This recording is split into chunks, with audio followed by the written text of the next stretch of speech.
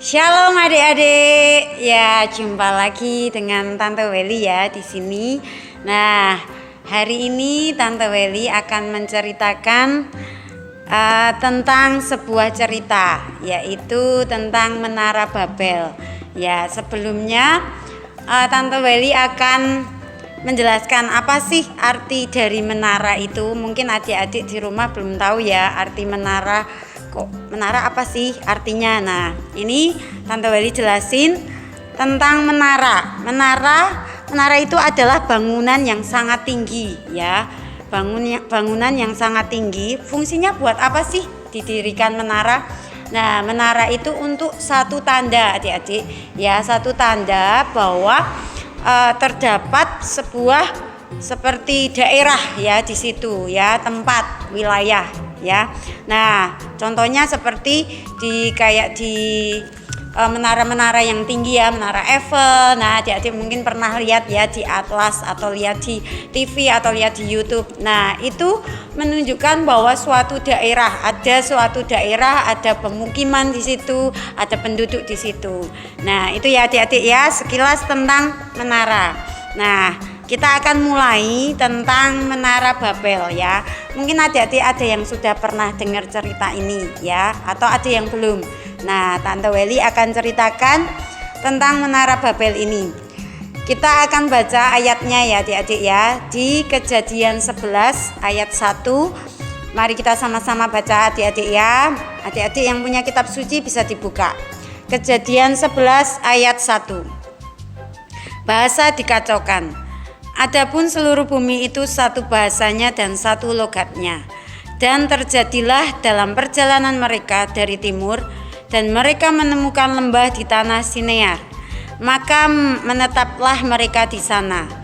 Dan mereka berkata seorang kepada yang lain, marilah kita membuat batu bata dan membakarnya dengan sempurna. Dan bagi mereka batu bata itu sebagai batunya dan aspal itu sebagai perekatnya. Dan mereka berkata, marilah kita membangun bagi kita sebuah kota dan sebuah menara dan puncaknya di langit, dan membuat bagi kita suatu nama, supaya kita jangan tercerai-berai ke seluruh muka bumi. Dan turunlah Yahweh untuk melihat kota dan menara yang telah anak-anak manusia bangun. Dan Yahweh berfirman, lihatlah bangsa ini satu, dan bahasa pun satu untuk semua mereka. Dan inilah permulaan mereka untuk bertindak. Dan sekarang segala yang mereka mimpikan untuk melakukannya tidak ada yang tidak terlaksana. Marilah kita turun dan mengacaukan bahasa mereka di sana, agar setiap orang tidak dapat mengerti bahasa sesamanya. Dan Yahweh mencerai-beraikan mereka dari sana ke seluruh muka bumi, dan mereka berhenti mendirikan kota itu. Itulah sebabnya orang memanggil namanya Babel, karena di sana Yahweh telah mengacaukan bahasa seluruh bumi. Dan dari sana Yahweh telah mencerai-beraikan mereka ke seluruh permukaan bumi. Ya, itu cerita dari Menara Babel ya adik-adik ya. Ayatnya kita sudah baca dan komplit ya ceritanya. Di situ ada perumpamaan ya adik-adik ya, bahwa Bapak Yahweh itu tidak menyukai kalau ada yang merasa lebih dari Bapak Yahweh ya, merasa sombong ya. Ilustrasinya seperti ini adik-adik ya. Tante Welly di sini, di depan sini ada sebuah gelas ya. Oke, ada sebuah gelas, beberapa gelas maaf ya. Ada beberapa gelas nih. Tante Welly umpamakan bahwa gelas ini adalah batu bata ya adik-adik ya, yang disusun, yang dibangun oleh manusia-manusia pada zaman itu.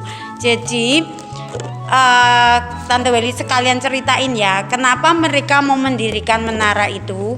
Karena mereka merasa mereka itu badannya kuat-kuat, badannya besar-besar. Jadi mereka merasa paling kuat di antara yang lain. Jadi mereka mau seperti terkenal adik-adik ya. Jadi mereka mendirikan menara biar apa? Biar orang-orang pada tahu kalau ada bangsa mereka di situ ya. Nah, tepatnya di tanah Sinear itu ya adik-adik ya. Nah, ini mereka bangun tuh ya. Mereka susun batanya, mereka bekerja sama. Bagus, mereka saling membantu adik-adik ya. Jadi mereka susun sampai menara itu menjadi tinggi ya, bertahap ya. Jadi sampai terlihat oleh orang lain ya. Nah, ya, jadi mereka susun sampai tinggi ya. Ya. Kemudian adik-adik setelah tinggi sampai tinggi ya, nih sampai tinggi. Nah, di firman tadi datanglah Bapak Yahweh ya. Bapak Yahweh itu datang lihat. Ini ada apa sih kok pada membuat sebuah menara yang sampai istilahnya kalau dikata tuh sampai langit, sampai terlihat dari langit ya adik-adik ya. Nah, kemudian Bapak Yahweh itu berkata apa? Marilah kita turun dan mengacaukan bahasa mereka di sana. Maksudnya apa sih adik-adik? Jadi Bapak Yahweh itu tidak suka ya. Mereka itu sudah satu bahasa awal mulanya ya. Tapi mereka tuh mau apa? Mau mendirikan seperti sebuah bangsa sendiri, sebuah kerajaan sendiri. Nah, Bapak Yahweh nggak suka ya adik-adik ya. Kemudian Bapak Yahweh itu turun untuk mengacaukan bahasa mereka ya. Jadi mereka tuh darinya mereka tuh mengerti satu dengan yang lain ya. Kayak kita, kalau kita kan di Indonesia ya, bahasa Indonesia. Nah, akhirnya dikacau balokan. Ada yang menjadi bahasanya itu misalnya nih adik-adik, kalau misalnya ketemu teman ya di luar dari Jawa, misalnya ada yang pakai bahasa Batak, ada yang pakai bahasa Papua. Nah, kan adik-adik kadang nggak mengerti ya. Nah, seperti itu perumpamaannya adik-adik waktu itu. Jadi semua dikacau balokan ya adik-adik ya. Seperti ini contohnya ya, kalau misalnya Bapak Yahweh datang terus sudah disusun rapi, sudah tinggi-tinggi. Nah, tinggal dikacaukan aja sama Bapak Yahweh. Nah, misalnya kayak gitu ya adik-adik ya. Nah, yang mereka sudah ketakutan, ini kenapa sih kok dikacaukan? Kita kan sudah berusaha sampai istilahnya mereka berhari-hari membangun menara itu, tapi dirobohkan sama Bapak Yahweh. Nah, Bapak Yahweh itu mengingatkan ya adik-adik ya kepada bangsa yang merasa dirinya itu paling tinggi ya. Bapak Yahweh mengingatkan apa? Bahwa kita itu tidak boleh sombong ya, tidak boleh sombong. Jangan merasa kita itu sudah hebat di antara yang lain. Padahal kita itu semua sama di mata Bapak Yahweh ya. Bapak Yahweh itu cuma mau kita itu sama-sama saling mengasihi satu dengan yang lain ya. Tadi bangsa itu, manusia-manusia itu yang merasa badannya seperti raksasa ya, besar, tinggi. Nah, mereka itu pengen seperti Bapak Yahweh ya, pengen berkuasa ya. Kita buat menara yang tinggi, kita buat tanda bahwa kita ini memang ada di sini, kita terkenal ya adik-adik ya. Nah, kadang di dalam kehidupan kita seperti itu ya. Jadi pengen nih misalnya adik-adik punya sesuatu, punya mobil baru atau punya HP baru. Nah, misalnya pengen nih dibawa ke Kehilat, pengen dibawa hari Minggu. Wah, aku besok mau tak bawa kemarin aku habis dibeliin HP sama mama. Nah, dibawa tuh hari Minggu, dipamer-pamerin sama temennya. Aku punya temen, punya HP baru loh. Nih HP keluaran baru, iPhone misalnya ya. Nah, terus tuh teman-temannya ngeliat, aku mau lihat dong, sini lihat. Mungkin karena teman-temannya banyak, baru dipegang-pegang sama teman-temannya, jatuh HP-nya. Nah, jatuh HP-nya, pecah layarnya, mungkin pecah layarnya ya. Nah, jadi nggak HP baru, HP-nya apa? Jadi HP rusak ya, nggak bisa dipakai. Nah, itu dari apa? Dari kesombongan ya adik-adik ya. Jadi Bapak Yahweh itu selalu mengingatkan kita ya, dari setiap cerita di kitab suci ya, tentang apapun, tentang Nabi Nuh, Bapak Abraham, semuanya ya, tentang tokoh-tokoh kitab suci itu mengingatkan kita semua adik-adik di dalam kehidupan kita sehari-hari. Gimana kita cara untuk menghormati orang lain ya, menghormati Bapak Yahweh. Ini tadi manusia-manusia tadi, orang-orang tadi itu termasuk orang-orang yang tidak menghormati Bapak Yahweh. Karena apa? Mereka itu sudah diberikan apa? Keselamatan karena sebelumnya ya, cerita sebelumnya itu ada tentang air bah Nabi Nuh ya, yang air bah itu ya. Nah, mereka selamat dari air bah. Kemudian mereka itu memiliki keturunan yang banyak menyebar ke bumi. Nah, cuman mereka itu merasa sombong ya. Kemudian mereka bertindak tidak sesuai dengan firman Bapak Yahweh. Akhirnya Bapak Yahweh itu marah ya adik-adik ya. Wah, ini kok seenaknya sendiri ya berbuatnya ya. Jadi apapun yang kita lakukan ya adik-adik ya, dalam kehidupan kita sehari-hari, coba kita merenungkan kira-kira Bapak Yahweh suka apa enggak ya kalau aku kayak gini. Bapak Yahweh senang apa enggak ya? Boleh kita itu memiliki banyak keinginan. Misalnya kita pengen sesuatu, boleh, sangat boleh ya. Misalnya adik-adik pengen mobil ya, mobil yang baru karena kalau pakai motor kepanasan, atau pengen HP baru karena HP-nya lemot buat belajar setiap hari. Itu boleh, sangat boleh. Cuman Bapak Yahweh mengingatkan untuk kita tidak sombong ya. Di dalam kitab suci ada bahwa kita itu harus merendahkan hati kita ya. Jadi jangan sampai apa yang kita miliki itu untuk kesombongan ya. Misalnya nih adik-adik di rumah ada yang sudah melayani ya, sudah mulai ambil bagian dalam pelayanan, misalnya banner atau tamborin atau musik atau bernyanyi ya. Nah, jangan jadikan setiap apapun yang adik-adik berikan itu untuk apa? Untuk kesombongan ya, untuk aku mau nari karena aku pengen dilihat oleh orang lain, atau aku pengen banner biar papa mamaku lihat, atau misalnya pengen musik biar dilihat orang, atau misalnya nanti biar dikatain wah kamu pinter ya, kamu hebat.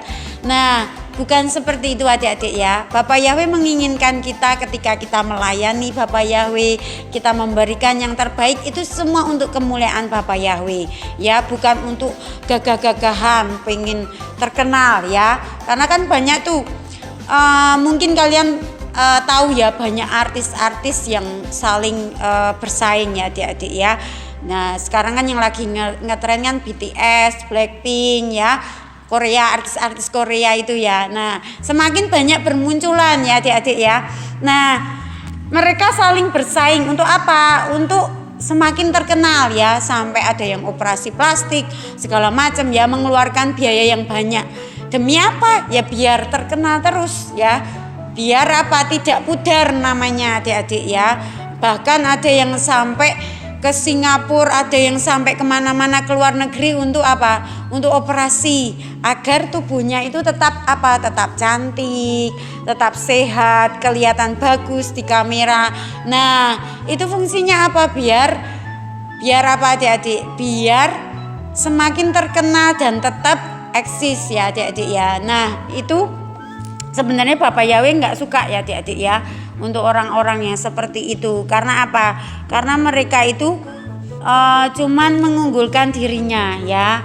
Padahal kalau kita mau bersyukur ya, kita mau bersyukur untuk fisik kita, bersyukur karena Bapak Yahweh itu memberikan kita itu kesempurnaan ya adik-adik ya. Meskipun misalnya kulitku hitam, kulitku putih ya, enggak apa-apa, enggak masalah, karena Bapak Yahweh itu menciptakan semuanya itu baik ya. Jadi apapun fisik kita, misalnya nih aku badannya pendek, badannya gemuk, badannya kurus, enggak masalah adik-adik ya. Kita diciptakan itu sama semuanya di mata Bapak Yahweh ya. Ya, jadi jangan merasa paling tinggi, paling hebat ya. kita itu semua sama adik-adik ya. Dan jangan lupa ya, kayak tadi itu manusia-manusia itu merasa dirinya paling hebat, paling bisa sendiri. Mereka tidak mengandalkan Bapa Yahweh ya. Jangan sampai seperti itu ya adik-adik ya. Kita harus selalu mengandalkan Bapa Yahweh di dalam kehidupan kita ya. Jadi kalau kita mau minta tolong, kita mau berserah sama Bapa Yahweh, kita mau tanya dulu sama Bapa Yahweh. Misalnya nih adik-adik mau membeli sesuatu, beli HP atau beli mobil, tanya dulu sama orang tua lah, tanya dulu, kira-kira kalau aku beli HP cocoknya yang apa ya? Kalau aku beli HP sudah waktunya atau belum ya? Nah, kalau misalnya orang tuanya belum kasih, ya jangan terus maksa ya adik-adik ya. Tunggu waktunya, pasti nanti dikasih pada waktunya. Kalau adik-adik memang sudah pantas untuk memiliki ya adik-adik ya, gitu ya. Jadi kita harus apa? Harus taat kepada Bapa Yahweh, mengandalkan Bapa Yahweh dan melakukan segala sesuatu itu tanya dulu sama Bapa Yahweh ya. Kalau adik-adik misalnya ragu, tanya sama orang tua, tanya sama orang tua dulu. Nah, nanti kan orang tua itu sebagai wakilnya Bapa Yahweh di dalam dunia ini ya. Jadi kita tanya, kira-kira benar apa enggak yang kita lakukan, gitu ya adik-adik ya.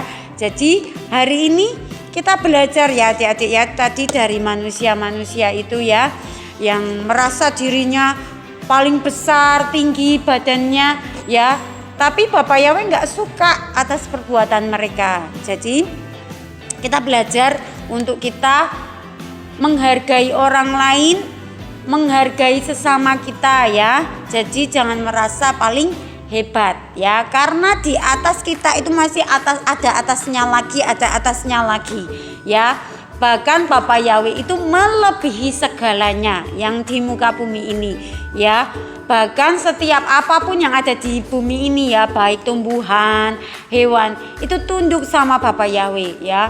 Maupun binatang buas yang kayak harimau ya, itu tunduk atas perkataannya Bapa Yahweh ya.